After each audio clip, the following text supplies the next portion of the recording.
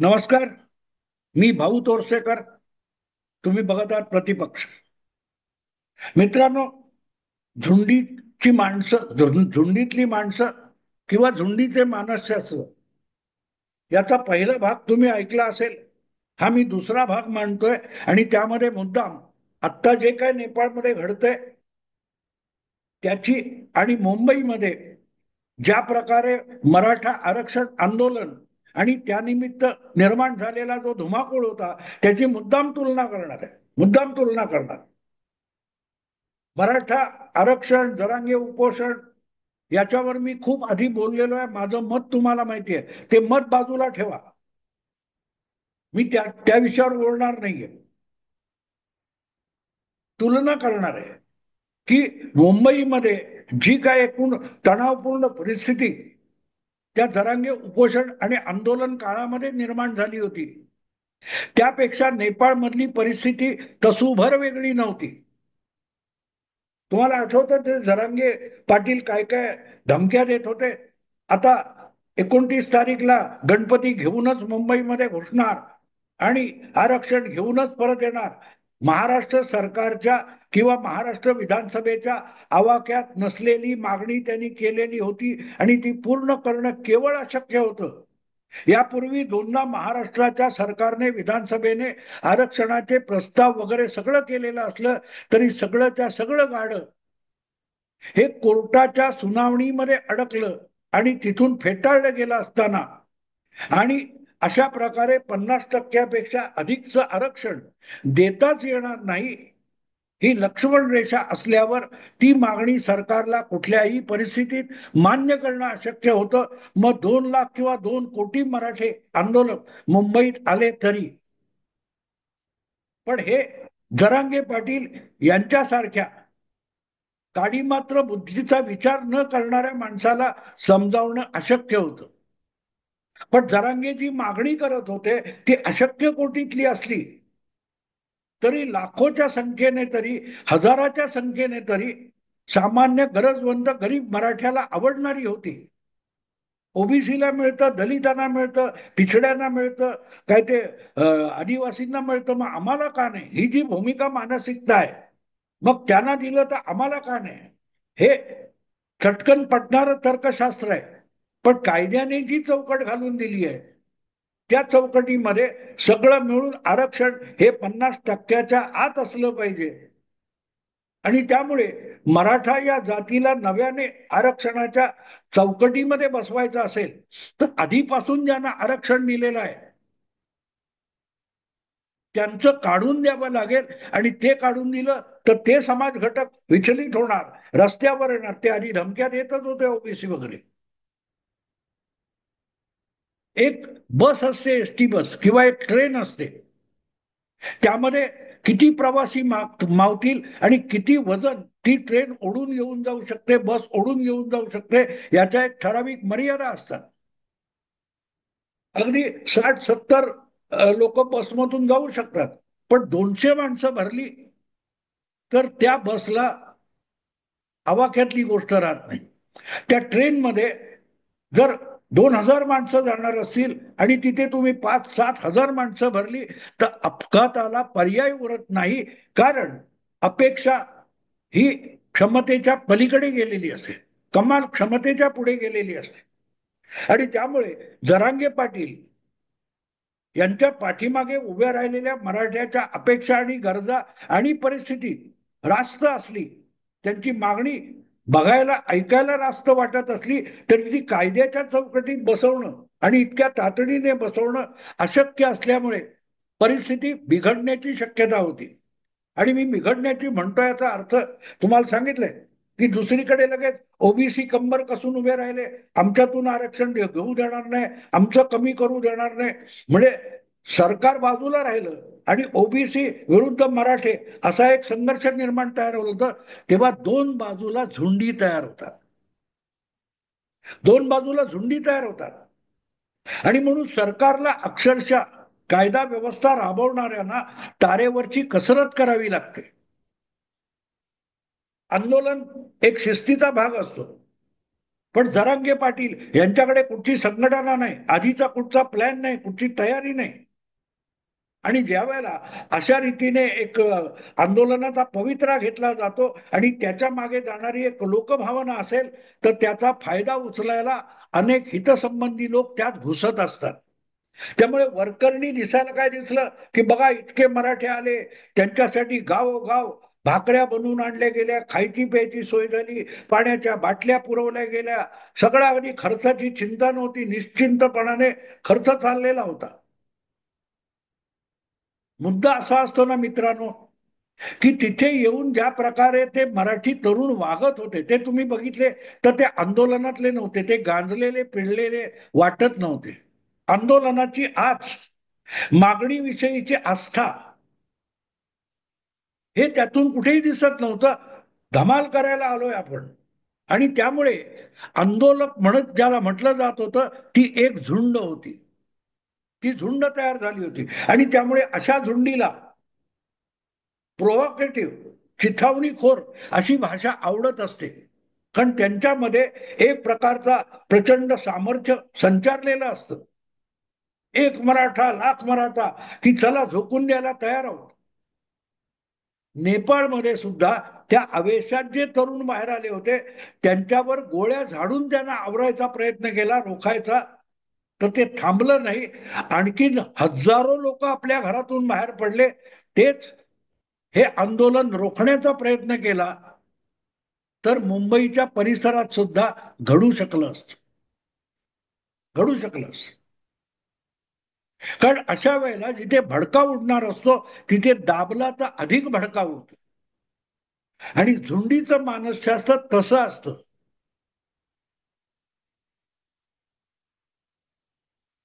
मी चाललो आता, मला छातीत गोळ्या घाला, असं जेव्हा जरांगे म्हणतात, त्यांना माहिती असं त्यांच्या छातीत कोणी गोळ्या झाडणार नाहीये.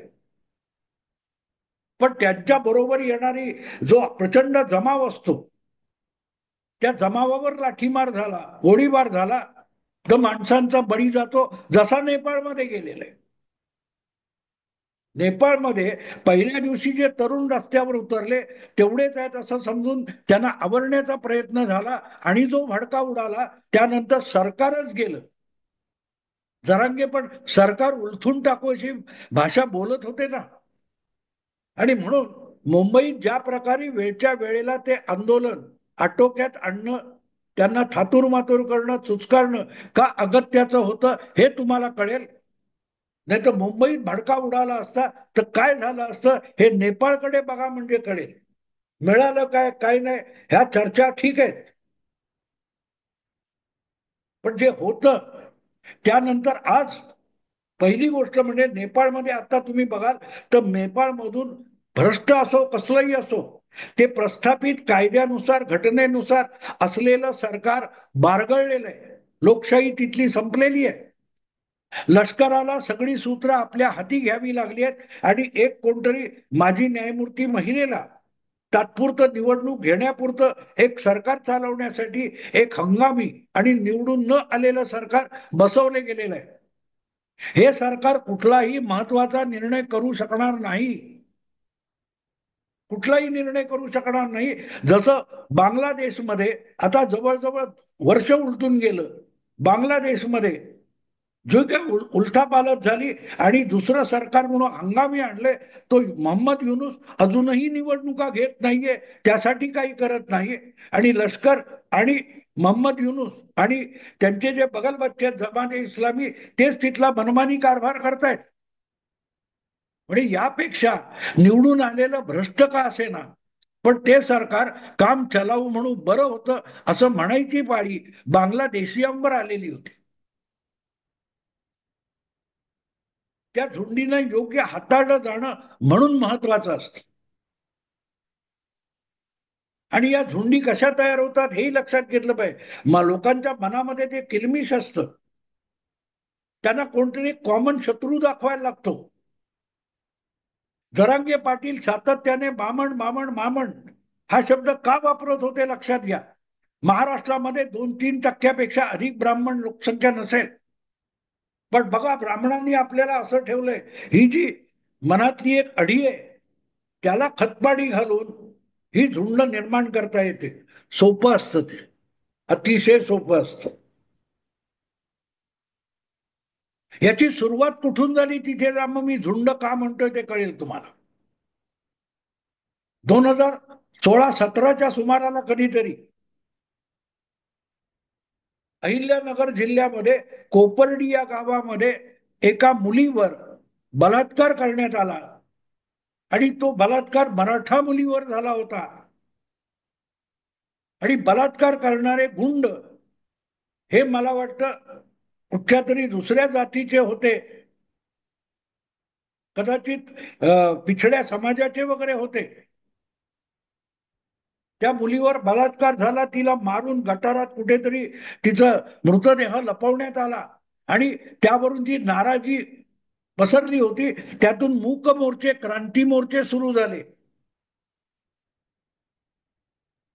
आज जरांगेंचं आंदोलन जिथे येऊन पोहोचलंय त्याची सुरुवात कोपर्डी पासून होते.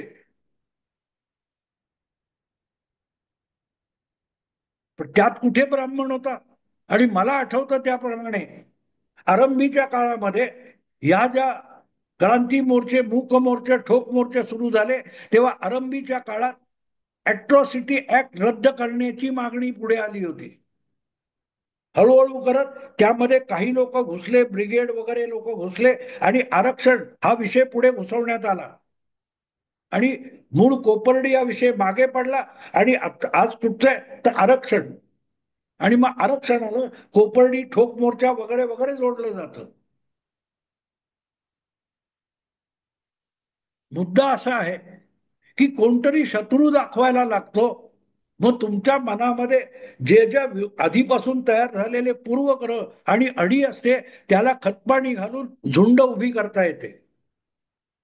हिटलर सुद्धा सांगतो कोणाचा तरी द्वेष केला किंवा देश करण्याला चिथावणी दिली तर लवकर संघटना बांधता येते. सगळ्या भाषिक, जातीय आरक्षणाच्या या सगळ्या आंदोलनांकडे बारकाईने बघितलं तुम्हाला कळेल की आपल्यावर अन्याय झालाय आणि आपल्यावर दुसरा कुठला तरी घटक अन्याय करतो. ही जो मनातला पूर्वग्रह असतो त्याला खतपाणी घालून अशी आंदोलनं, अशा संघटना, अशा चळवळी उभ्या राहिलेल्या तुम्हाला दिसतील. बेसिकली त्या झुंडी असतात आणि बर्ट्राड रसेल सांगतो की हे आपल्यातले नाही किंवा हे आपल्यासारखे नाहीत म्हणून आपण त्यांचा द्वेष केला पाहिजे, त्यांच्या विरुद्ध असलं पाहिजे, ही जी धारणा मनात निर्माण केली जाते आणि त्यातून जे समूह मन तयार होतं त्यातून एक निर्दयी प्रतिक्रिया सुरू होते. त्याला झुंडीचं मानसशास्त्र म्हणतात. ते चूक आहे असं मी म्हणणार नाही. जगामध्ये अशा झुंडींनी अनेक चांगली पण कामं केलेली आहेत, चांगली पण कामं केलेली आहेत.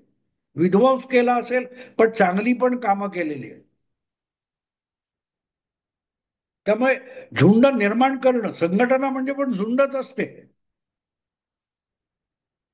वोट चोर गद्दी छोड, की मोदी, भाजप, नितीश कुमार यांच्यावर डूक धरून बसलेली मंडळी असतात ती आपोआप येऊन राहुल गांधींच्या किंवा त्या तेजस्वी यादवच्या मागे उभी राहणार. मुद्दा तो असतो. राहुल गांधींसारखा निकम्मा नेता आज बाकीच्या सगळ्या भाजप विरोधी पक्षांना नेता म्हणून स्वीकारावा का लागतो? तर मोदी विषयी आकस, झुंड तशी तयार होते. कोणाचा तरी द्वेष करण्यासाठी जेव्हा मनामध्ये अतीव भावना निर्माण होते अशा लोकांचा जमावडा तयार होतो, त्याला झुंड म्हणतात. कधी कधी त्याला संघटना म्हणतात. त्यातून तुम्ही स्वतःसाठी काही चांगलं करालच असं नाही.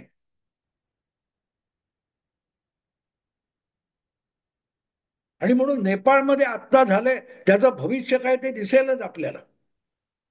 पण मुंबईमध्ये ज्या प्रकारे अचानक धडकलेले हजारो लोक येऊन ऐन गणेशोत्सवामध्ये मुंबईच्या नित्य जीवनामध्ये इतका व्यत्यय आणला जात होता, ज्या वेळेला मुंबई उत्सवी वातावरणामध्ये हे करत असते, नाचत उडत असते, अशा वेळेला जो काही व्यत्यय आला होता त्यातून कुठेतरी खुट्ट वाजलं असं तर कुठल्या कुठे परिस्थिती गेली असती.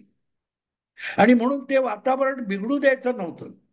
नाहीतर कायद्याचा बडगा उगारून ख उगलली कशाला बंद केली, अमुक कशाला बंद केलं, ह्या सगळ्या अफवा ज्या पसरवल्या जात होत्या त्या आगीत तेल ओतण्यासाठी होत्या. आगीत तेल ओतण्यासाठी. पण मुंबईकरांनी आणि अगदी आंदोलकांनी सुद्धा अत्यंत समजूतदारपणाने त्याकडे बघितलं.